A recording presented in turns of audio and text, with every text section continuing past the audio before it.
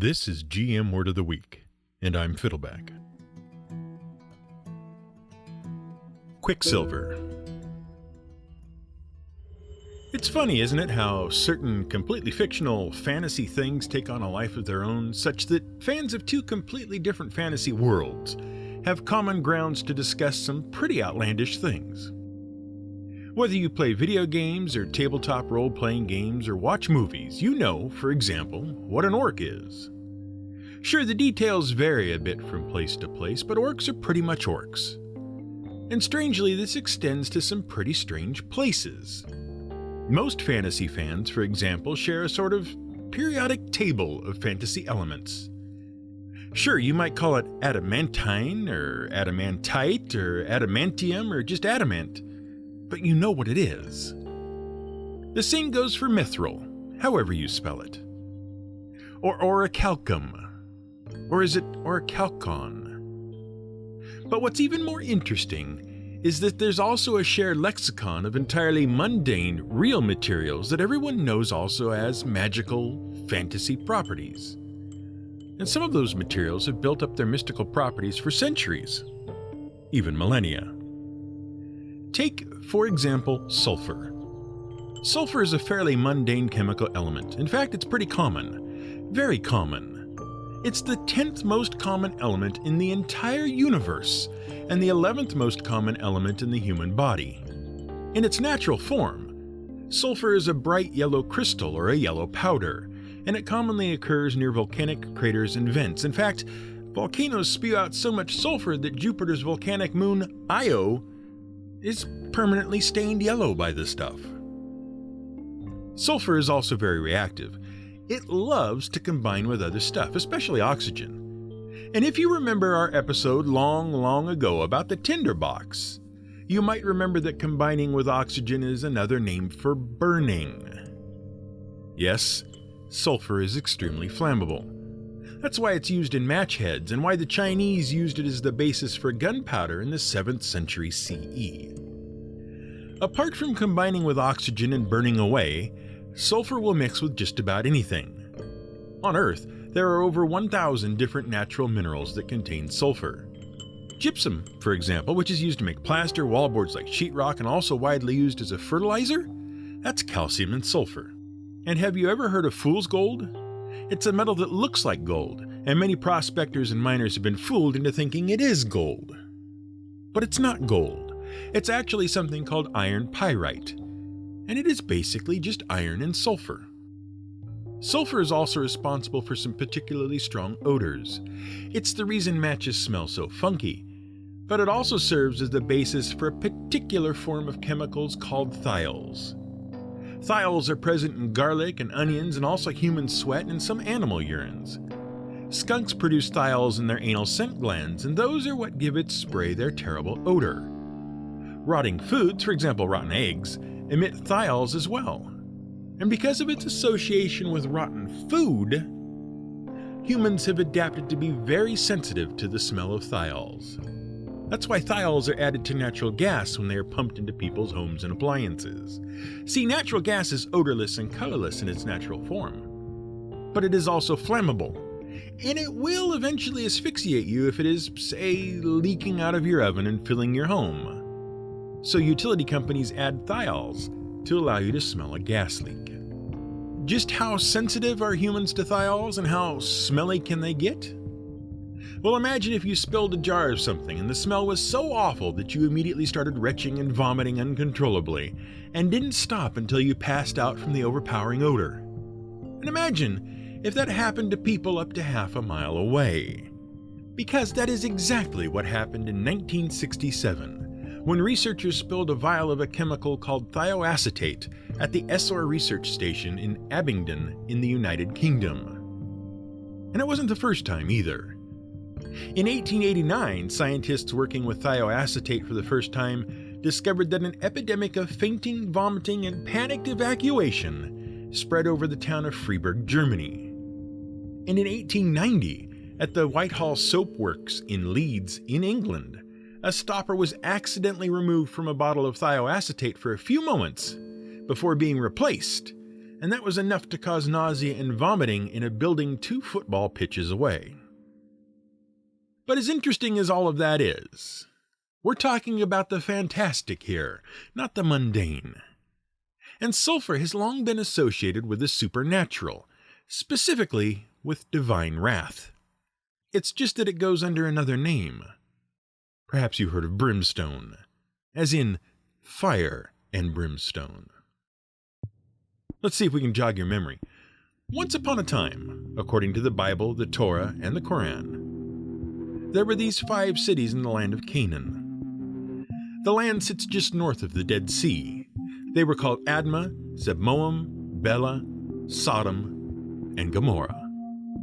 According to the various scriptures, God became aware that people were speaking very badly of 2 of these cities, Sodom and Gomorrah. People said that it was impossible to find so many as 10 honest men in those cities. The people were guilty of grievous sins. And so, God commanded some of his angels to investigate. When the angels, disguised as men, searched the city of Sodom, they met a man named Lot. Now, Sodom was a xenophobic city that did not allow foreigners inside the city walls at night. And when Lot saw that these 2 men intended to sleep on the streets to pass the night, he took pity on them and offered them shelter. But a mob of Sodomites discovered Lot was sheltering strangers. They surrounded his house and demanded the strangers. And what happened next is open to some debate. And it comes down to a translation of a Hebrew idiom. According to the common retelling, the mob attempted to sexually assault the 2 strangers. The men then revealed that they were, in fact, angels sent there to determine whether the city needed to be destroyed, and God was about to do just that. Lot was spared, but the rest of the city was burned in a great hail of fire and brimstone. Now, the reason for the debate comes down to what the sins of Sodom and Gomorrah actually were that earned them a divine fiery raising. The word sodomy has been passed down to us from that story and used to refer to depraved sexual activity. It has been assigned to everything from intercourse with animals to homosexuality.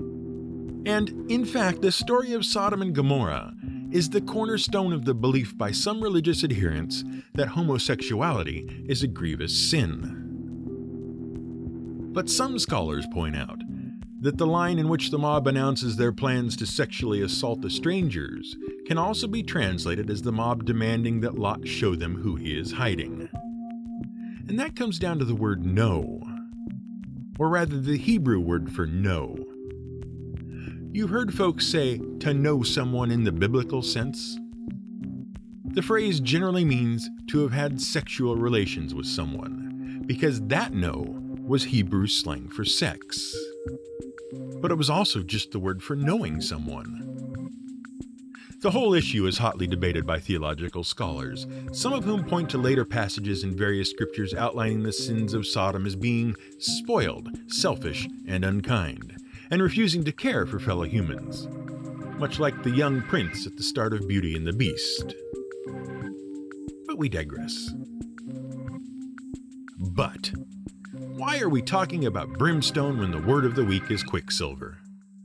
Well, Quicksilver, or Mercury to give it its proper name, has some surprisingly strong connections to brimstone, to sulfur. And it's not just because they are chemical elements that have been given fancy nicknames and have been ascribed mystical properties. These 2 elements have been tied together since their discovery, and they have danced an elaborate dance together throughout the history of human science. And if we're going to discuss the history of human science, we're going to have to talk a little bit about alchemy. Again. What happened was this. When alchemy became increasingly widespread in Europe during the late medieval period, as we discussed in our previous episode, sulfur became 1/3 of a very important triumvirate of mystical materials. Sulfur was thought to be a unity of air and fire, and it became associated with the human soul. See, alchemy wasn't just about chemistry. There was a very important doctrine in alchemy, the doctrine of the microcosm. That comes from the word micro meaning small, and cosmos meaning everything that exists. The doctrine states simply, as above, so below. And the doctrine is supposedly drawn from one of the first writings on alchemy ever to exist, the Emerald Tablet of Hermes Trismegistus. We say supposedly because the first recorded reference to it was an Arabic compilation of mystic writings. The idea behind as above, so below is simple. Everything in the universe follows the same basic laws as everything else, and if you understand the way small things work, you also learn about how larger things work, and vice versa. And as a result of that idea, alchemists became fixated on the idea of correspondences. Substances could be understood by their elemental qualities, but those qualities were also associated with certain planets, which were also associated with certain body parts, times of the year, and ailments. So alchemy became strongly associated with astrology and with theology and spirituality. Sulfur, the essence of fire and air, corresponded with the human soul. A second essence, salt, was seen as a distillation of water and earth, and it corresponded with the physical human body. And the third essence, corresponding with water and air, was associated with the animating force of life itself. And that was Quicksilver, Mercury. And it was believed that those three alchemical essentials, salt, sulfur, and mercury, formed the basis for almost all useful medicines. But what is mercury? Mercury is a silvery metallic element that is a liquid at normal temperatures. In fact, it's a metal, a liquid metal, and it flows and runs and blobs up in fascinating ways. If you've ever seen the second entry in James Cameron's classic sci-fi action film series Terminator, you've seen Mercury in action. If you haven't seen it, we'll give you a quick recap. But don't settle for our recap. Go see Terminator and Terminator 2. They're fantastic. In the Terminator series, the military builds a supercomputer called Skynet.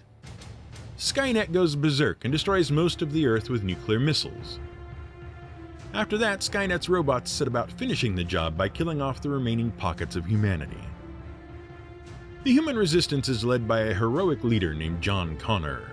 Skynet gets frustrated fighting the rebels, and so it sends a robot disguised as a human back in time to kill John's mother, Sarah Connor, before she can give birth to him. That's the first movie. In the second movie, Skynet sends another, more advanced robot back in time to kill a teenage John Connor. That robot, the Terminator T-1000, is composed of liquid metal. It can assume any form, disguise itself as human, morph its hands into blades, flow under doors, and reform itself when it becomes damaged. And the flowing, gelatinous, silvery metal puddles of T-1000 seen throughout the movie, those were Mercury. We're not sure when humans discovered Mercury. It appears to have been discovered in China and India before 2000 BCE, and it was also in use in Egypt in 1500 BCE. In Latin, mercury is called hydrogyrum, from the word hydro, meaning water, and argentum, meaning silver. So the name literally means liquid silver. But it is also more commonly known by another name, Quicksilver, and that comes from an old meaning for the word quick. Quick used to mean alive. Quickening means to bring to life. So Mercury was long known as living silver. Because of this association with life, Quicksilver has long been attributed with healing properties. It was used as a medicine in Tibet, China, and Egypt. In fact, the first emperor of China, Qin Shi Huangdi, was obsessed with this stuff, and with immortality. He wanted to live and rule forever. He tasked his ministers and alchemists with making that happen. He sent voyages across the world searching for potions of eternal life. But despite his efforts, his health began to decline. And so he decided to settle for the next best thing. If he couldn't rule forever on Earth, he would rule from the spirit realm forever. And so he commissioned a tomb fit for an eternal emperor, an underground palace, and the construction of his palace became a thing of great legend. Supposedly, 700,000 men worked on his tomb. They built offices, stables, receiving halls, underground towers, and even underground scenic landscapes. The tomb was guarded by magical soldiers, terracotta statues that would come to life and serve the emperor. And through the tomb, there flowed rivers of Quicksilver. See, somewhere in the tomb, supposedly, there was a model of all of China, and the rivers, lakes, and seas were filled with Quicksilver. Crazy, right?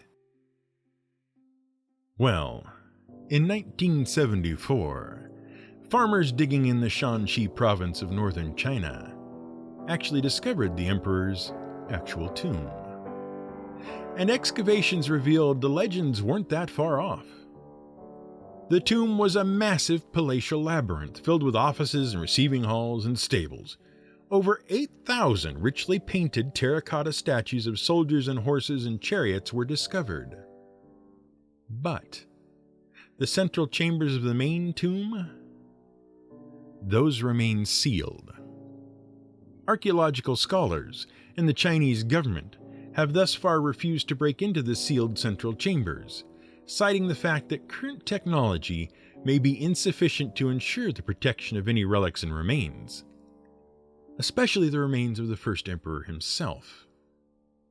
Is there a chamber with a model of China and Quicksilver rivers? Well, we can't be sure, but detailed studies of soil and rock samples in 1981 and 2003 have concluded that the ground seems to be contaminated with large amounts of mercury. But it isn't just the alchemical correspondences that tie Quicksilver and Brimstone together. Interestingly enough, if not for sulfur, it would be much more difficult to find mercury. See, most mercury found on Earth isn't actually found as pure mercury. It's actually found bound up in a mineral called cinnabar. Cinnabar is a bright red crystal composed of mercury and sulfur, and it was discovered as far back as the Neolithic Age. By itself, cinnabar is an extremely useful, bright red pigment or dye. And if you've ever heard of a pigment called vermilion, which is also called China red, that color was first produced in China from cinnabar. But we no longer use cinnabar to make it because, as it turns out, the mercury fumes are toxic. Anyway, if you roast cinnabar in a furnace, the sulfur burns away and the mercury evaporates into a silvery vapor. Catch and cool the vapor, and you have mercury. To this day, cinnabar remains the primary source of refined mercury, and the vast majority of cinnabar and mercury come from Spain. But there's one more connection between mercury and sulfur, and that connection finished off alchemy once and for all. See, all the elements have some pretty specific properties. Take sulfur, for example. Sulfur likes to react with anything, including itself and including oxygen. In fact, in reactions it behaves in ways that are very similar to the way oxygen behaves itself. And the key to understanding these properties and the similarities between elements lies in the atomic theory of matter. All matter is composed of atoms. An atom is the smallest amount of an element you can have. Imagine you have a block of iron, say. Cut it in half. Cut it in half again. Keep cutting it in half. Eventually, you'll get down to a single atom of iron. And that atom is still iron. It still behaves like iron and has all the properties of iron. But if you cut that last atom, you don't have iron anymore. Atoms are composed of two basic parts. At their center is a very, very tiny nucleus. And the nucleus is made up of tiny parts called protons and neutrons. The nucleus of the atom is surrounded by a cloud of tiny electrons, and it's the protons and the electrons that determine the properties of an element. First, the number of protons in the nucleus determines what actual element you are dealing with. If there's 1 proton, it's hydrogen. If there's 6, it's carbon. 8 gets you oxygen. Sulfur has 16. And mercury has 80 protons. The number of protons is called the atomic number. In general, an atom left on its own will have as many electrons as protons. That's because protons and electrons attract each other. They have equal but opposite electric charges. The nucleus has a positive charge due to all of the protons. A cloud of electrons will swarm around it, each one with a negative charge. When there are as many positive as negative charges, everything is in balance. Now, you might remember from our alchemy episode that Democritus of ancient Greece theorized that all matter was made of atoms. And his contemporaries, especially Aristotle and Socrates, dismissed the idea as heresy and put forth their own theory about the four elements of air, fire, water, and earth. And that became the basis for philosophical alchemy, and that incorrect idea stuck around for a long time. But then, in 1773, an English chemist named Joseph Priestley was playing around with cinnabar, and he observed something no one had really thought about much. When you burn cinnabar, you got mercury, sure, but you also got something else. Another gas came out of it. He didn't know it at the time, but it was sulfur. He also observed that the mercury vapor, if burned, would condense into a reddish-orange powder. It turns out the mercury was mixing with oxygen to produce mercuric oxide. He postulated that this stuff wasn't transmutation. What he was actually seeing was that cinnabar was somehow made of two ingredients, mercury and something else, and that mercury could be mixed with a different something else to produce a different mineral. His work was refined by Antoine Lavoisier in 1778, who also gave oxygen its name. In 1803, an English scientist named John Dalton combined this work with other earlier work on the behavior of gases and put forth the theory that all compounds consist of combinations of atoms, small units of pure substances. But that's just the basic idea. There's elements like mercury and sulfur, or like hydrogen and oxygen, and their atoms combine to create compounds like cinnabar or water. And you can break compounds apart easily using a variety of chemical processes or combine them into different compounds. But the elements themselves don't change. Mercury can go from cinnabar to mercuric oxide by heating and then heating again, but the mercury is still mercury, the sulfur is still sulfur, and the oxygen is still oxygen. But every element seems to have some pretty picky rules about what other elements it will combine with. Sulfur will combine with lots of things. Something like sodium combines with just about anything, and neon pretty much won't mix with anything. Why? And why do some elements seem so similar? Why do oxygen and sulfur like to combine with the same things? Once atoms and elements were discovered, lots of scientists were trying to figure out just that. It was clear there was some kind of pattern, but no one could figure out what it was. No one, that is, until the Russian chemist Dmitry Mendeleev came along. Mendeleev looked at two things: the weights of various elements and their unique properties.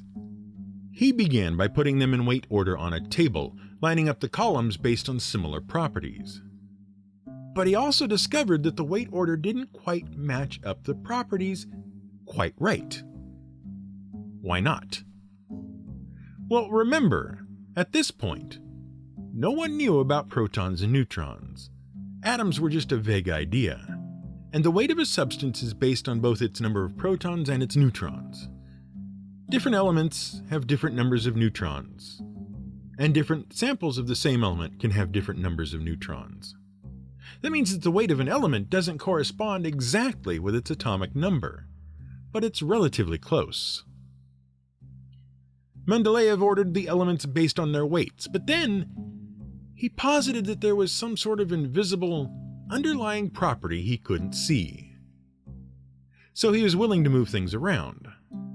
Gradually, he discovered a way of organizing the elements so that the different rows and columns would have similar properties, and he purposely left holes where he guessed undiscovered elements should go. And so, he invented the periodic table of elements. The periodic table organizes the elements. Currently, there are 118 elements on the table, but many of the largest ones do not occur in nature. They can only be created in laboratories. The elements are in the order of their atomic number, their number of protons, and different groupings such as rows, columns, and areas on the table tell us different things about the properties of the elements. For example, the reason why sulfur and oxygen react in such similar ways? They sit in the same column, the same period on the table. They have very similar properties. What's most interesting is that Mendeleev developed the periodic table without knowing the underlying reason for the properties. But it turned out he had made some remarkable guesses. Years later, when it was discovered that it is the number of electrons in the cloud that determines how elements react and that the electrons organize themselves into complex orbits, the properties of the elements on the table made sense. Oxygen and sulfur react in similar ways because they both have a similar certain imbalance in the number of their electrons. But if you want to know more about that, you'll have to go back to our discussion of electron custody battles in our episode about glue. This has been GM Word of the Week. It's written and researched by the Angry GM and produced by me, Fiddleback. You can support us on Patreon at patreon.com/GMWordOfTheWeek. You can find more at gmwordoftheweek.com and theangrygm.com.